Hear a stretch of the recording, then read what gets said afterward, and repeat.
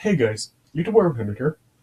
Alright, and in this video I'm going to be giving my thoughts on the new Venom movie. So, yeah, I went to see the movie today, and in this video I'm just going to talk about the film and what I really thought about it. So, yeah, as usual for newly released movies that I talk about, this is going to contain spoilers, so if you haven't seen the movie yet, you may not want to watch this until you have, or if you don't really care about spoilers, you can still watch this video and, yeah, just, yeah, just not care about it. Not care what I talk about in this video, and yeah, you can just, hear what I have to say and then watch the movie for yourself if you want. Alright, but yeah, okay, so I'm gonna give my thoughts on the new Venom movie. So, yeah, like I have said before, this was like one of the most anticipated films of mine this year. I mean, I really was like extremely curious to see this film, and I wanted to see it.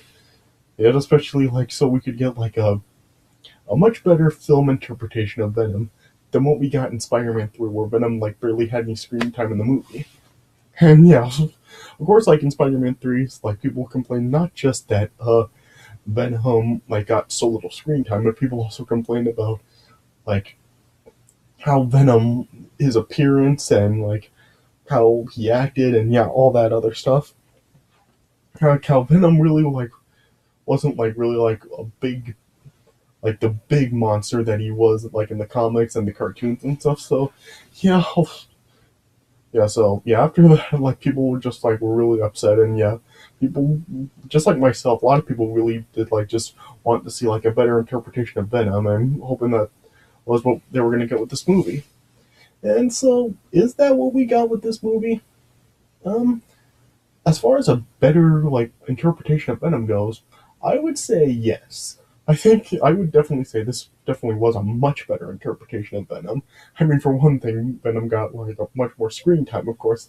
Since this film is it's a Venom movie and not a Spider-Man movie, we did get the film was focused on Venom, and yeah, I really did enjoy what Venom had, and overall, I did like this film well enough. Yeah, I mean, on critics really have been pretty hard on this movie. On Rotten Tomatoes so far, this film only has a score of 32% with critics. So yeah, the critics really are not really big fans of this movie. The critics' consensus for this film is Venom's first standalone movie turns out to be like the comics character in all the wrong ways. Chaotic, noisy, and in desperate need of a stronger attachment to Spider-Man. So, yeah. So, yeah, apparently the critics don't really think that, this film really was a very good interpretation of Venom, and just, yeah, it really just is not really like the comics for good reasons, and yeah, there people are complaining about the writing and the script and all that other stuff. So yeah, the critics really are not liking this movie very much, but yeah, the audience is really do seem to like it. I mean, the audience score for this film is at 89%. So yeah, people really do seem to love this film a lot. But yeah, it's just the critics that really are not really liking this film. But overall I like the film. I mean, yeah, I did think that it was interesting because, like I said, we have a better interpretation of Venom than we got in Spider-Man 3.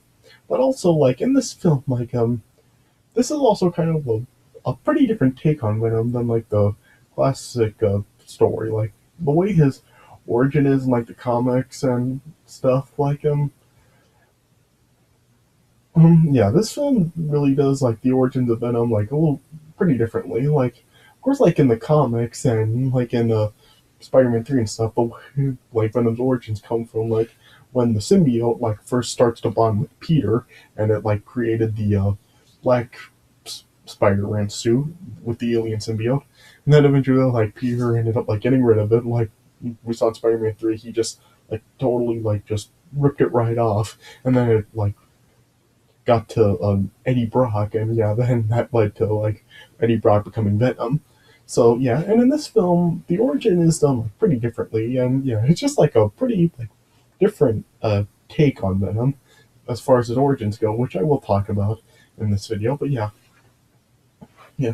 I did think that this was a a good film overall. Yeah, like I said before, like this film is like the first film in like Sony's Marvel universe that they call, where like just a bunch of Sony Marvel properties will be included in this universe. I'm not really sure what else they're gonna add to this universe because, like I said before, isn't like the Spider-Man rights the only like character properties that Sony actually has the rights to. So yeah, I'm not really sure, and especially not with the Spider-Man like being in the Marvel Cinematic Universe so far. I'm not really sure like what Sony could really do with this. Now there are like the stuff, the possibilities of crossing over with Spider-Man, which I will get to at the end of this video. And yeah, as far as like what other things Sony could possibly have planned for this Marvel universe, which is actually like adjunct to the MCU.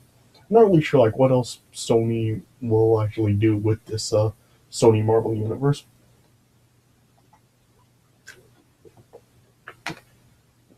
But as far as this film goes, I really do think that it was a pretty good film overall.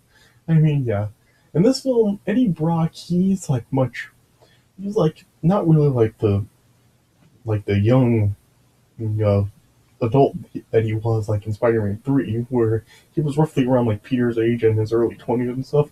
In this film, it seems like Eddie Brock is probably like a full-grown man by now. I mean, it's not really like ever like revealed like what his age actually is, but yeah, Tom Hardy plays Eddie Brock in this film, and yeah, he's like a full-grown adult. Yeah, Tom Hardy, he's like 41 years old. So yeah, I would have to assume that Eddie Brock in this film, he's probably like in his 30s.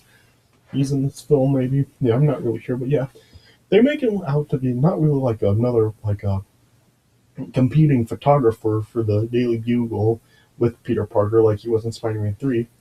In this film, Eddie Brock is like an investigative journalist, and he like makes has televised interviews and stuff with like other people. So yeah, Eddie Brock basically like he as this film starts, he has his own career here and stuff, and yeah, it shows that he had like a girlfriend and a good job, and yeah, basically like he was living a good life until like this situation happens with the one of the antagonists of the movie, which yeah, we'll talk about in this video, but yeah. Yeah, and then eventually, like in this film, like the antagonist for this film is like the one that the symbiote is really coming from. He's like using the people as like subjects to test out like the symbiotes that come from space, and eventually like one ends up like bonding to Eddie Brock, and then yeah, it's like shown that Venom is like an alter ego, or yeah, Venom is like an alter ego against Eddie Brock, and yeah, Venom is actually talking to him, and yeah, we get all this stuff with like, there's like this whole story arc of like other symbiotes that are like Venom, like that have been known to Earth, and yeah, we just get like stuff like that in this film. So yeah, I know that there was a Venom comic series, but yeah, I haven't actually like gone through like Venom comics before, so I'm not really sure if like this was something that was in the Venom comic book series, but yeah, that's what we get in this film. Basically, just like symbiotes being used as a lab test subjects and stuff. And so, yeah, and I just think it's like really interesting that this is like a different take for Venom than the original origin was. And yeah, we should like see like how the the once the symbiote ends up like bonding with Eddie, it's showing that like the symbiote actually is like kind of controlling him and stuff. So basically, how it basically can like control like Eddie's body, and it's like when he is like confronted by other people, the symbiote actually does the fighting and stuff. So yeah, basically like all like different stuff with the symbiote really like controlling Eddie. So I do think that that was interesting. Yeah, yeah, and yeah, and in this film, like it also like shows how like the symbiotes really are like sensitive to like the loud noises and stuff, just like how it was in Spider-Man 3. Like whenever there was like loud crashes or noises or anything, how the symbiote would like go crazy, like it would go crazy and stuff, and eventually like it would like separate like Eddie or Peter from the symbiote. So yeah, we do like it like that's one of the parts of the symbiote in this film as well. So yeah, it is like just a really interesting take on Venom, and yeah, we just get like a bunch of like different uh, things that we really haven't seen with Venom before. And yeah, I just like really was like it was a better interpretation of Venom because Venom in this film, like I said, he got much more screen time, of course, and yeah, he was like looked a lot better than he did in Spider-Man 3. Yeah, which is something that I was really wanting to see. Like I remember like watching like the old Spider-Man cartoon from the '90s, and like whenever like Spider-Man would fight Venom, how Venom was just huge like that. I really and yeah, they made like Venom like bigger here as well. So I did like that we did get to see like the huge type of monster that Venom really is. So I did like that we got to see that about this film. All right, so yeah, basically like in this film, just like a lot of different elements to it, and yeah, I just really did like how they did interpret Venom in this film. All right, so let me just go over the plot a little bit for this film. So as the film opens up, it does show that there are like some uh, comets that are like in symbiotic life forms, like crashing down onto Earth, and there are like samples being brought into like this company called the Life Foundation in San Francisco, and Carlton Drake, the CEO, well, like he eventually ended up discovering that the symbiotes really are not able to survive without like an oxygen breathing host, but the host body is like it's shown like they like often like end up rejecting the symbiotes notes and stuff. So yeah, and eventually then we see then Eddie Brock then like interviewing Drake about like the work that he does. And then like Eddie eventually like ended up finding out through like some of his fiance Anne's documentation that she has that she actually was given like well she is like trying to defend Law Foundation in a lawsuit, and then that's where Eddie ends up like uh, finding out like that really Drake ended up like being in trouble with the law for stuff, and then like as Eddie was interviewing Drake, he was like asking him about his human trials, and yeah, after that like it like got into like an intense thing, and then like it got Eddie ended up fired from his job since like he really didn't have a resource to back up his accusations of Drake, and it also ended up like getting Anne fired from her job as well, and then Anne was just like really upset and angry at Eddie for what he did, and that she just ended up dumping him. Yeah, and then yeah, 6 months ended up passing by, and it was showing how Drake was like become like real starting to succeed with the symbiosis experiments, and then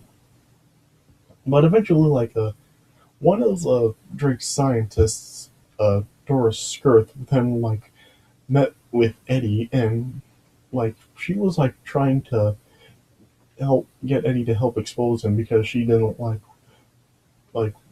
Drake's methods that he was using for his research and stuff. And then yeah, Eddie at first was like really reluctant to help, but then he eventually ended up breaking into the facility and he was trying to find the evidence.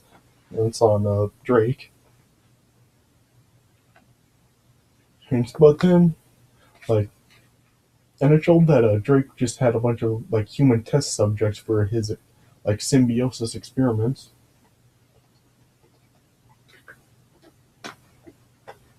And it showed that one like someone that Eddie knew, this homeless woman Maria was one of his subjects, and like Eddie was like trying to like break Maria out, but then once he did, like Maria started to attack him, and like of course like she was like the symbiote was like inside of her, like she like was infused or whatever it was with the symbiote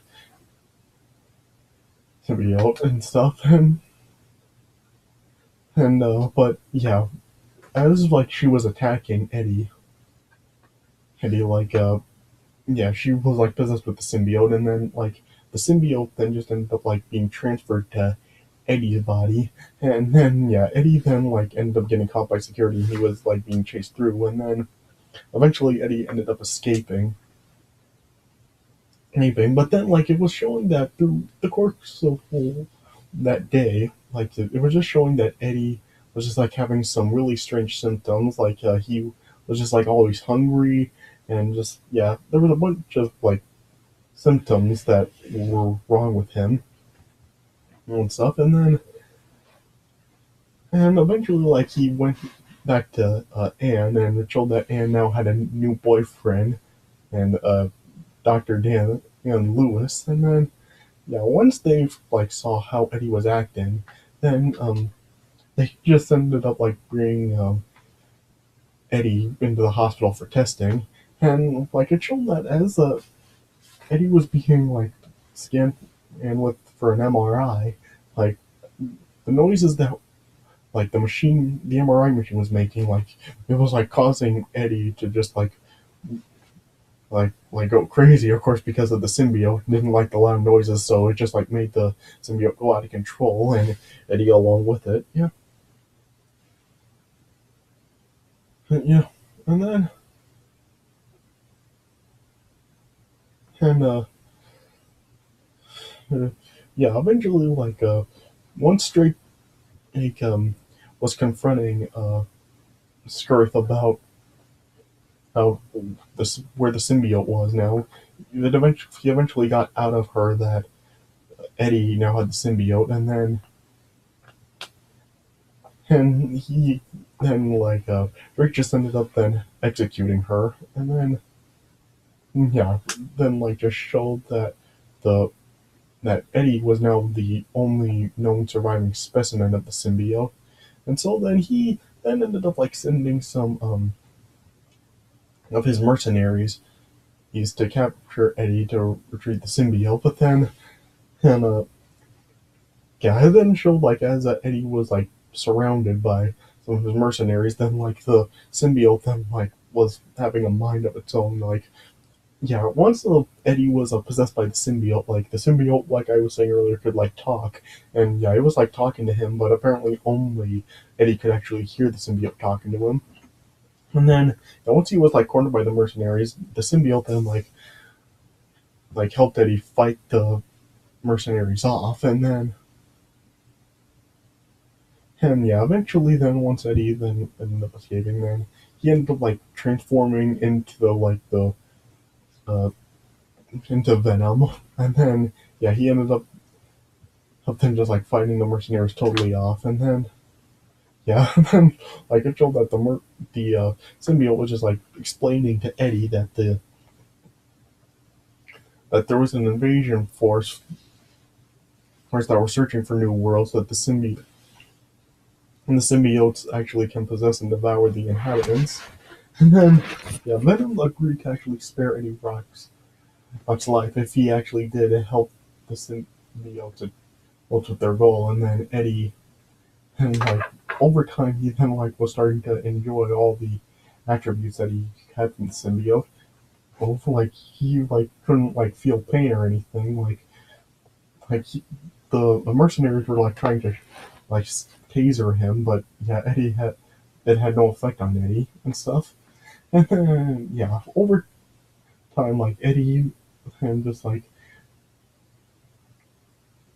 was trying to like turn in evidence of like Drake's crimes into his old workplace, but SWAT officers like ended up surrounding him,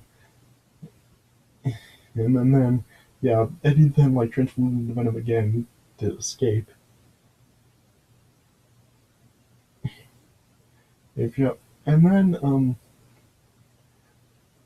yeah, Anne actually then did like see like the like Eddie was actually Venom now, and then yeah, she like saw what was going on, and then yeah, she ended up then taking Eddie back to Dan's office, and then like yeah, they were like just like telling Eddie that the symbiote was like starting to rot his internal organs, and then and then like just like started up the MRI machine again, and like it like caused the symbiote to like just like go crazy again, and eventually it ended up separating from Eddie again.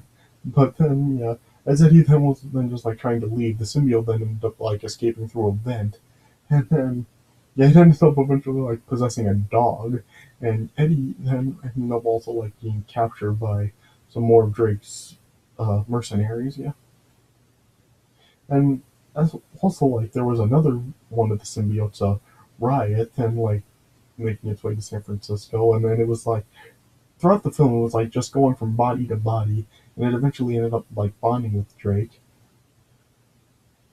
and stuff. And yeah, Drake then like agreed to take Riot in like a space probe to collect the rest of the symbiotes and bring them back to Earth. But then and then eventually like ended up finding that dog that the Venom symbiote was now possessing, and then yeah, she ended up like taking the symbiote, and then she brought it like back over to Eddie, and then yeah, and then yeah, then over time, like Venom was then explaining to Eddie like that the Riot symbiote was also there, and yeah, that they had to try to stop Riot, but like Venom explained that really Riot was like a lot more powerful than Venom. Yeah, but yeah, they like still like had to try to stop Riot, and yeah, with the help of Anne, they then like fought with Riot and Drake, and yeah, Venom then was able to like damage the probe hole that Riot and Drake were in, and it then like took off, and it ended up then exploding, and Riot and Drake were both killed. And after the explosion, like it seemed that like the Venom symbiote was no longer bonded to Eddie, and it also died in the explosion. And like there was even a point where Venom actually did say goodbye to Eddie. So it seemed that the symbiote was now destroyed. But then, and like over time, like during another day, as Eddie was talking to Anne, it was then revealed that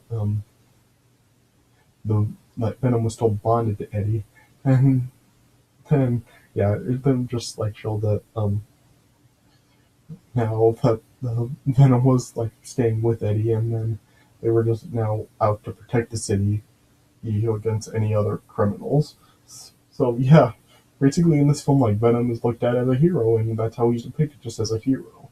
That's what he's written as, really. So yeah, it's interesting how really Venom is now like written in this film as a hero rather than a villain, like he's known as against Spider-Man.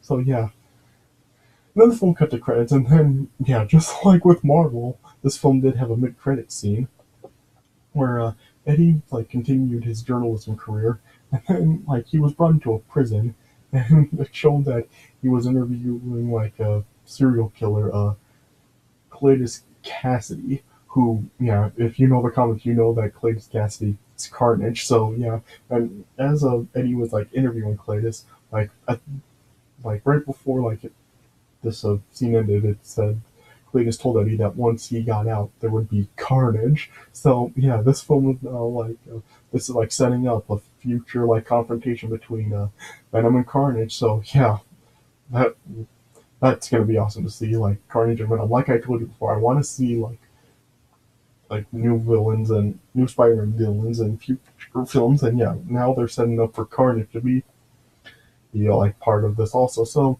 yeah, I am glad they're doing that. And yeah, we could like see Venom and Carnage against each other, and yeah, like Venom and Carnage, they do hate each other and stuff. So yeah, that is gonna be like great to see.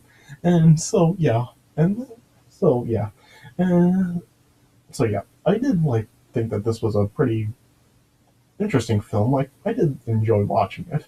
Yeah. And now the question we're in store for now is like, what will this lead to next? I mean, what is Sony gonna do next with this Sony Marvel universe, and what are they planning to do with Venom next? I mean, yeah, like I was saying before, I mean, will they ever like have Venom like cross into the MCU, and will he make an appearance in a future Spider-Man film? Because yeah, it has been like said that um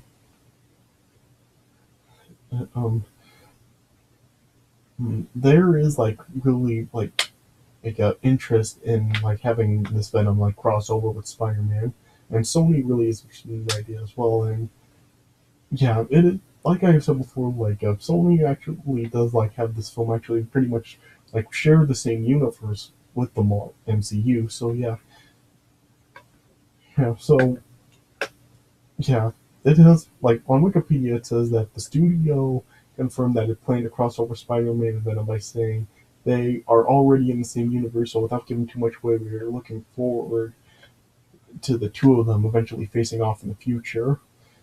Yeah, and it also says that Tom Hardy he has actually like signed on for two more Venom films. So yeah, yeah. So yeah, by that I guess like there could be like a sequel to this film.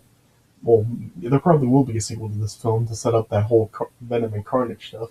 But who knows? Like, will this actually lead to Venom actually like appearing in a future Spider-Man film? Because yeah, the next Spider-Man film, Far From Home, it's called, is set for release next July, and in that film, like Mysterio is listed as the villain, and yeah, there hasn't been any revelations on whether on Venom actually like appearing in that film. So yeah, I'm not really sure like what this is like setting up towards. I mean, I personally would like to see like with this whole like Carnage and Venom build up. I mean, I actually would like to see it if they this would actually like carry into like a future Spider-Man film and like have it be a three-way between the three of them. I mean, I think I would really love to see that.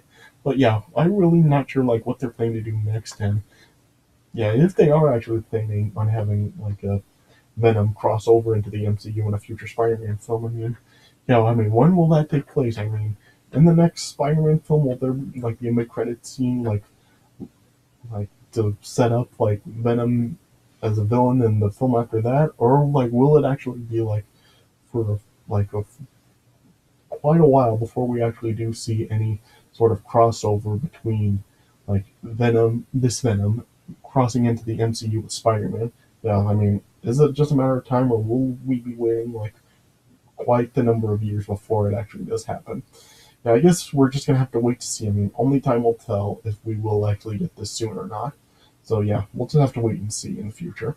But yeah, I did like this film. I mean, I did like what it did. I liked how it was like a different take on Venom and a better interpretation than we saw in Spider-Man 3. So yeah, I would recommend in this film. I mean, especially like if you really are like Spider-Man fans, and if you really do like Venom, I think you will get a lot of enjoyment out of this film, especially if you really were disappointed with his usage in Spider-Man 3. Like this has really like redeemed Venom a lot. So yeah, check this film out, and yeah, just yeah, you can just draw your own conclusion to it.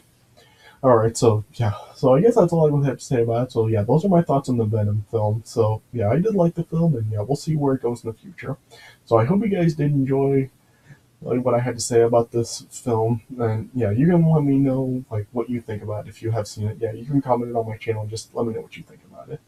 All right, so yeah, I guess that's all I have to say about this. So that does it for this video, and I hope you guys enjoyed. So thanks for watching, and I'll see you guys later.